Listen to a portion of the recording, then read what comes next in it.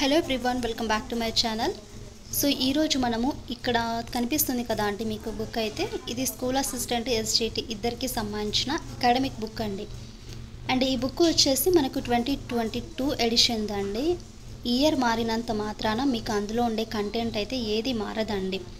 So మీ దగ్గరైనా ఇలాంటి book అయినా ఉంటే ఖచ్చితంగా టెట్కి ప్రిపేర్ అవ్వండి. అలాగే డిఎస్సి కూడా యూజ్ అవుతుంది. డిఎస్సికి మనకు లాస్ట్ ఇయర్ చూసుకుంటే ఎస్జిటి వాళ్ళకి స్కూల్ అసిస్టెంట్ వాళ్ళకి సపరేట్గా 2 బుక్స్ అయితే ఇచ్చారండి.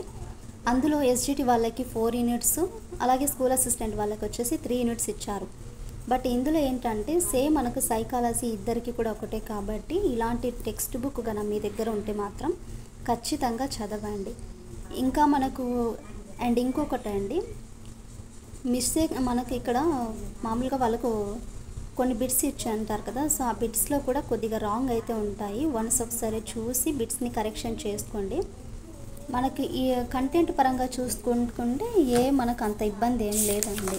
సో యాజ్ యూజువల్గా సిలబస్ అంతా ఇచ్చారు. లైక్ మనకు ఐసిటీ కూడా ప్రొవైడ్ చేస్తారు. ఇందులో చూద్దాం ఒకసారి సిలబస్ అనేది ఏ విధంగా ఉందనేసి. శిశువు యొక్క వికాసం ఉంది. ఫస్ట్ మనకు చైల్డ్ పెడగాస్ నుండి అయితే ఫస్ట్ యూనిట్ అయితే స్టార్ట్ అవుతుంది. అండ్ మనకు ఇందులో మా స్కూల్ అసిస్టెంట్ వాళ్ళు మీరు డౌట్ అవ్వాల్సిన అవసరం లేదండి. ఎందుకంటే టెట్ సిలబస్ అంటేనే మనకు అన్నీ వస్తాయి. సో వీళ్ళకి సపరేట్ ఏం లేదు. అండ్ ఇంకా ఎవరైనా తెలంగాణ వాళ్ళు కూడా ఎవరైనా టెట్కి డిఎస్కి ప్రిపేర్ అయితే ఖచ్చితంగా మీరు కూడా దీన్ని అయితే యూజ్ చేయొచ్చండి. ఫస్ట్ యూనిట్లో చూసుకుంటే ఈ సబ్ టాపిక్స్ అన్నీ మనం చదవాలి. అన్నీ కూడా మనకు ఇంపార్టెంటే అండి. 1, 2 ఇది ఇంపార్టెంట్ అనేది కాదు, ఎక్కడ ఏముంటుందో చెప్పలేము కదా. So and next second unit కన్నా చూసుకుంటే అభ్యసనం గురించి అవగాహన, లెర్నింగ్ గురించి ఇచ్చారండి. అండ్ థర్డ్ వన్ వచ్చేసి బోధనా శాస్త్ర అంశాలు ఇచ్చారు. అండ్ ఇందులో మళ్ళీ మనకు ప్రాజెక్టు పద్ధతుల అభ్యసనం అంటే ఏంటి, కృత్యాధారిత అభ్యసనము, అలవాట్లు, సో ఇక్కడ మనకు అభిరుచులు కన్నా చూసుకుంటే అభిరుచుల గురించి, అలాగే బ్రూనర్ శిక్షణ సిద్ధాంతము, తరగతి నిర్వహణ, వీటికి సంబంధించింది అయితే మనం గమనించవచ్చు. అండ్ నెక్స్ట్ వన్ చూసుకుంటే ఐసిటీ గురించి ఇచ్చారండి. ఈ ఐసిటీ కూడా మనకు మ్యాక్సిమం మన యొక్క 2-3 క్వశ్చన్స్ రావడానికి అయితే ఛాన్స్ అయితే ఉంటుంది. ఓవరాల్గా చూసుకుంటే సిలబస్ అయితే ఇదండి. అండ్ ఇది వచ్చేసి సేమ్ మళ్ళీ మనకు ఒక ఇండెక్స్ అయితే ఇస్తారు విశేష సూచిక. ఇక్కడ చూసుకుంటే టాపిక్స్ వైజ్గా మనకు ఇస్తారండి.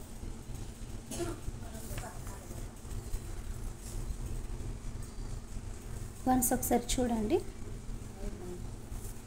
సో ఈరోజు మనం మాట్లాడుకున్న టాపిక్ వచ్చేసి శిశువు యొక్క వికాసం. ఈ టాపిక్ అంటే ఏంటి, మనకు అసలు పెరుగుదల, వికాసము, పరిణితి, భావనలు కంప్లీట్గా డీటెయిల్గా ఈ వీడియోలో నేర్చుకుందామండి. సో వీడియోని స్కిప్ చేయకండి. స్కిప్ చేస్తే మీకు ఏది అర్థం కాదండి. ఏదైనా సరే బేసిక్స్ నుండి నేర్చుకుంటేనే కదా. మీరు మధ్యలో ఇట్లా స్కిప్ చేసుకుంటూ వెళ్తే మాత్రం అది ఏ మాత్రం అర్థం కాదు. సో స్కిప్ చేయకండి. అలాగే ఖచ్చితంగా లైక్ చేయండి. లైక్ చేస్తే మళ్ళీ మన క్లాస్ అనేది వేరే వాళ్ళకి రీచ్ అవుతుంది. అండ్ మీ నుండి కూడా నాకు కొద్దిగా సపోర్టివ్ అయితే ఉంటుందండి. సో లైక్ చేయండి, షేర్ చేయండి, అలాగే సబ్స్క్రైబ్ చేయడం మాత్రం మర్చిపోకండి.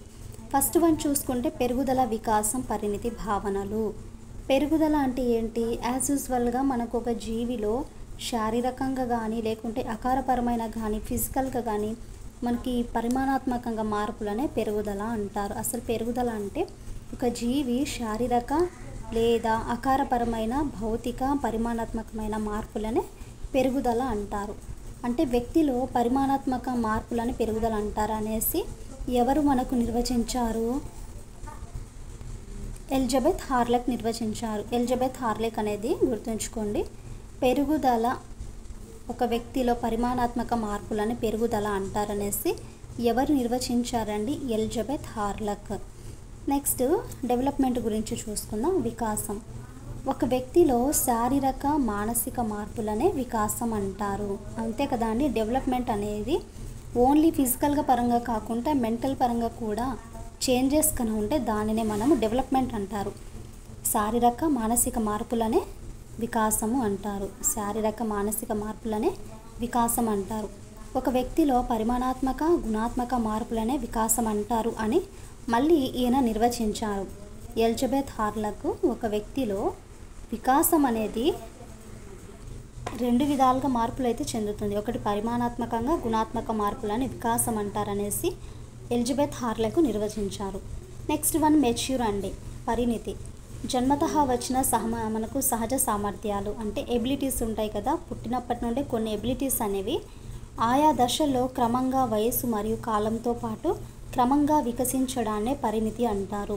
సో ఎప్పుడు ఒకే విధంగా అయితే ఉండదు కదా, ఒక్కొక్క దశలో ఒక్కొక్క విధంగా వయస్సుతో పాటు కాలంతో పాటు ఈ మెచ్యూర్ లెవెల్స్ అనేవి పరిణితి దీనినే మనము మెచ్యూర్ అంటాము. అంటే డెవలప్మెంట్ అనేది ఉంటుంది. ఫర్ ఎగ్జాంపుల్ ఇక్కడ చూడండి, 4 months ఉండే ఒక పిల్లవాడు తల ఎత్తి పైకి అంటే తల పైకి ఎత్తడం అనేది 11 నెలలకి నడవడం.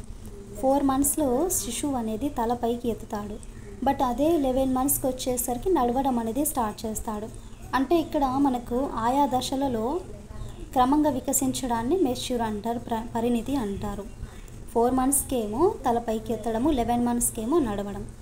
మరి ఈ వికాస సూత్రం చూడండి, ఇక్కడ వికాస సూత్రం అంటే D for development, D = F అండి. అంటే ఇక్కడ మనము D వచ్చేసి డెవలప్మెంట్ అండి, F అంటే మనకు formula, F means formula, M అంటే మనకు చూడండి మెచ్యూరు, అండ్ L అంటే లెర్నింగ్. సో పరిపక్వత అండ్ అభ్యాసం, పెరుగుదల వికాసానికి మధ్య భేదాలు. ఇక్కడ మనకు పెరుగుదల వికాసానికి సంబంధించిన డిఫరెన్స్ అయితే చూద్దాము. పెరుగుదల అనేది దేనికి సంబంధంగా ఉంటుంది? ఓన్లీ మనకు ఫిజికల్గా మాత్రమే సంబంధం ఉంటుంది. అంటే ఎత్తు, బరువు, లావు, శారీరకంగా సంబంధమైనది. మరి వికాసం వచ్చేసి శారీరకంగా మానసిక సంబంధమైనది. పెరుగుదల అనేది పరిమాణాత్మకమైనది, వికాసం అనేది పరిమాణాత్మకము, గుణాత్మకమైనది. ఇది వచ్చేసి వికాసంలో ఒక భాగం అండి. పెరుగుదల అనేది వికాసంలో అంతర్భాగము. బట్ వికాసం అనేది విస్తృతమైనది. మెచ్యూర్ లెవెల్స్ అనేవి ఎక్కువగా ఉంటాయి, విస్తృతంగా ఉంటాయి. అండ్ పెరుగుదల అనేది సంకుచితమైనది, వికాసము సమగ్రమైనది. పెరుగుదల ఒక దశలో ఆగిపోతుంది, వికాసము ఎప్పుడు నిరంతరంగా జరిగే ప్రక్రియ. పెరుగుదల మాపనం లేదా గణన చేయవచ్చు. ఫలానా హైట్ ఉన్నాడు, సో ఫలానా వెయిట్ ఉన్నారు, సో ఇలా మనకు అనేది తెలుస్తుంది. మాపనం లేదా గణన చేయవచ్చు, అంటే కొలమానం చేయవచ్చు. కానీ వికాసం అనేది ఒక అంచనా క్యాలిక్యులేట్ చేయలేము, ప్రాకృతీకరించలేము. ఇది మనకి పెరుగుదల వికాసానికి సంబంధించిన డిఫరెన్స్. మరి వికాస సూత్రాలు అయితే చూద్దాం. వికాస సూత్రం అనేది వికాసము క్రమానుగతం లేదా ఖచ్చితమైన నమూనాను అనుసరిస్తుంది. వికాసము క్రమానుగతం లేదా ఖచ్చితమైన నమూనాను అనుసరిస్తుంది. వికాసంలో జరిగే మార్పులు ఒకదాని తర్వాత మరొకటి వరుస క్రమంలో జరుగుతూ ఉంటాయి. ఫర్ ఎగ్జాంపుల్, పాలదంతాలు ఊడిన తర్వాత శాశ్వత దంతాలు రావడం, అంటే ఒకదాని తర్వాత మరొకటి అనేవి వరుస క్రమంలో జరుగుతూ ఉంటాయి. అలాగే వికాసము సంచితమైనది, వికాసం అనేది సంచితమైనది. అండ్ మనకు వికాసంలో జరిగే మార్పులు హఠాత్తుగా జరగవు. గతంలో జరిగిన మార్పుల చేర్పుల ఆధారంగానే ప్రస్తుతం అనేవి జరుగుతూ ఉంటాయి. వికాసంలో జరిగే మార్పులు అనేవి ఒక్కసారిగా అయితే రావండి. పాస్ట్లో జరిగిన కొన్ని చేంజెస్ వల్ల కానీ వాటి మీద డిపెండ్ అయ్యే ద్వారా వికాసం అనేది మనకు ప్రస్తుతం అనేది జరుగుతుంది. అండ్ థర్డ్ వన్, వికాసం నిరంతర ప్రక్రియ లేదా అవిచ్ఛిన్న ప్రక్రియ లేదా అవిరళ ప్రక్రియ. అంటే నిరంతరము, నాన్ స్టాప్గా సంయుక్త బీజ కణాలతో మొదలైన మానవుని జీవితం మరణించే వరకు నిరంతరం కొనసాగుతూనే ఉంటుంది. మానవుని యొక్క జీవితము స్టార్టింగ్ నుండి ఎండింగ్, అంటే స్టార్ట్ అయినప్పటి నుండి మరణించే వరకు ఆ వికాసం సంయుక్త బీజ కణాలతో మొదలైన మానవుని జీవితము మరణించే వరకు నిరంతరం కొనసాగుతూ ఉంటుంది. అండ్ వికాసంలో కూడా మళ్ళీ వైయక్తిక భేదాలు అనేవి ఉంటాయి. వికాసము క్రమానుగతమైనది అయినప్పటికీ ఒక చర్య అందరిలో ఒకే కాలం అంటే ఏకకాలంలో జరగదు. కాబట్టి వికాసము వైయక్తిక భేదాలు అయితే ఉంటాయి. ఫర్ ఎగ్జాంపుల్, నరేష్కి 2 years మాట్లాడితే సురేష్ 3 yearsకి మాట్లాడతాడు.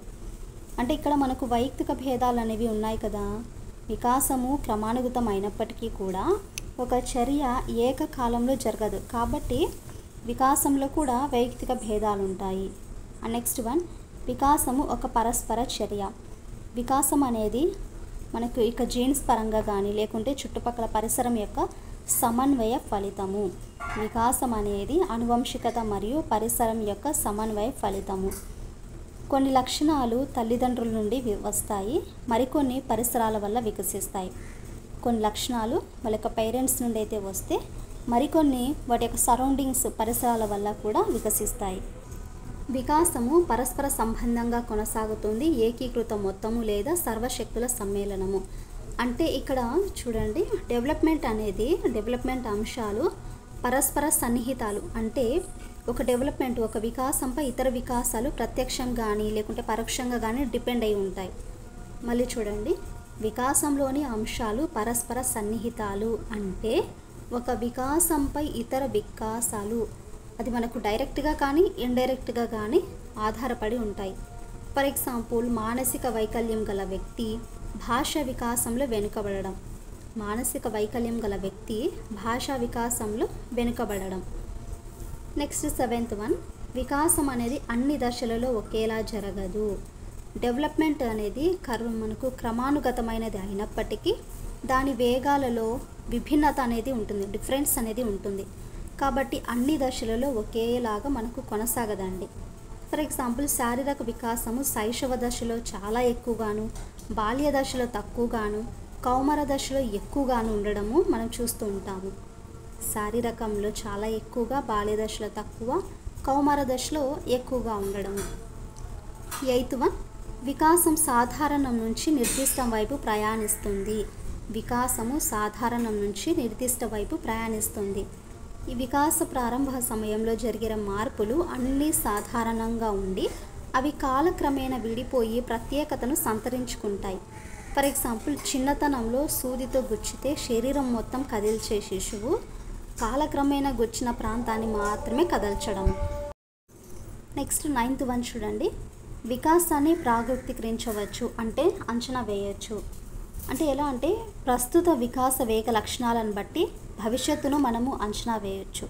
ఫర్ ఎగ్జాంపుల్, ఇప్పుడు మనము టీచింగ్ ఫీల్డ్లో బాగా చిన్నప్పుడు ఆడుకుని ఉంటాం, అంటే మనకు ఆ ప్రొఫెషన్ అంటే ఇష్టము, ఈరోజు బాగా ప్రతిభ చూపించుంటాము, రేపు ఫ్యూచర్లో కూడా మనం ఒక క్యాల్కులేట్ చేస్తాము. ఫర్ ఎగ్జాంపుల్, ఇప్పుడు పాటలు బాగా పాడుతున్నారు అనుకోండి, ఫ్యూచర్ అంటే మనము అంటే చెప్పచ్చు, అంచనా వేయవచ్చు, బెస్ట్ సింగర్ అవుతాడు. సో ఇట్లా అంటే ప్రస్తుతం జరిగేటువంటి ఆ వికాస వేగ లక్షణాలను బట్టి భవిష్యత్తును అంచనా వేయవచ్చు. ఫర్ ఎగ్జాంపుల్, గణితంలో ప్రతిభ చూపే విద్యార్థి భవిష్యత్తులో ఇంజనీర్ అవుతాడనేసి అంచనా వేయడము. కాబట్టి వికాసాన్ని అంచనా వేయవచ్చు లేదా ప్రాగుప్తీకరించవచ్చు. అండ్ లాస్ట్ వన్, వికాసం 2 నిర్దిష్ట పోకడలను అనుసరిస్తుంది లేదా దిశలను అనుసరిస్తుంది. శిరోపాదాభి వికాస నియమము అంటే ఇక్కడ మనకు శిరం నుండి అంటే తల భాగం నుండి పాదాల వరకు అండి. వికాసము తల నుండి ప్రారంభమై క్రమంగా పాదాల వరకు విస్తరిస్తుంది అని తెలిపే నియమమే శిర పాదాభిముఖ వికాస నియమం. దీనిలో శిశువు మొదట తలను నిలుపుతాడు అండ్ తర్వాత నడుము నిలిపి కూర్చుంటాడు, చివరిగా కాళ్ళను కదిపి నడపడం, పరిగెత్తడం చేస్తారు. వీటినే మనము శిర పాదాభిముఖ వికాస నియమం అంటారు. 2nd వన్ వచ్చేసి సమీప దూరస్థ వికాస నియమము. ఇందులో ఏంటంటే వికాసము దేహ మధ్యస్థ భాగాన అంటే ఇక్కడ మధ్యస్థ భాగాన ప్రారంభమై క్రమంగా శరీర మొదలు భాగాలకు విస్తరిస్తుంది. సమీప దూరస్థ వికాస నియమం అంటే వికాసం అంటే మధ్య భాగం. ఫర్ ఎగ్జాంపుల్, ఇది బాడీ స్ట్రక్చర్ అనుకోండి, మధ్యస్థ భాగాన స్టార్ట్ అయ్యి క్రమంగా శరీర భాగాలు మొత్తం విస్తరిస్తుంది. దానినే మనము సమీప దూరస్థ వికాస నియమము అంటారు. దీనిలో మొదట కండరాలు, చిన్న కండరాలపై, చివరిగా సూక్ష్మ కండరాలపై అదుపు వస్తుంది. ఇది అండి మనకు వికాస సూత్రాలు మొత్తం 10 ఉన్నాయి. అందులో ఫస్ట్ వన్ వచ్చేసి వికాసం ఇంకోసారి రీకాల్ చేసుకుందాం. వికాసము క్రమానుగతం లేదా ఖచ్చితమైన నమూనాను అనుసరిస్తుంది, సంచితమైనది, నిరంతరం జరిగే ప్రక్రియ, వైయక్తిక భేదాలు అనేవి ఉంటాయి, ఒక పరస్పర చర్యలాగా ఉంటుంది. అలాగే వికాసం అనేది పరస్పర సంబంధంగా కొనసాగుతుంది, ఏకీకృత మొత్తంగా ఉంటుంది, సర్వశక్తుల సమ్మేళనము, అన్ని దశ. నెక్స్ట్ వన్, వికాసం అనేది సాధారణ నుంచి నిర్దిష్టం వైపుకు ప్రయాణిస్తుంది. దీనిని మనము అంచనా వేయవచ్చు లేదా ప్రాగుప్తీకరించవచ్చు. 2 నిర్దిష్ట పోకడలను అనుసరిస్తుంది లేదా దిశలను అనుసరిస్తుంది. అందులో శిరపాదాభిముఖ వికాస నియమం అని ఒకటి, సమీప దూరస్థ వికాస నియమం అనేది ఒకటి. సో ఇలా మనకి ఈరోజు అయితే వికాస సూత్రాల గురించి, అలాగే పెరుగుదల, వికాసము, పరిణితి భావనల గురించి అయితే కంప్లీట్గా డీటెయిల్గా మీకు ఎక్స్ప్లెయిన్ చేయడం అయితే జరిగిందండి. సో లాస్ట్ వరకు చూసారనేసి నేను అనుకుంటున్నాను అండి. మీకు కన్నా నచ్చితే ఖచ్చితంగా మన ఛానల్ని లైక్ చేయండి, షేర్ చేయండి, అలాగే సబ్స్క్రైబ్ చేయడం మాత్రం మర్చిపోకండి. నెక్స్ట్ క్లాస్ వచ్చేసి వికాస కారకాల గురించి అయితే డిస్కస్ చేద్దాం.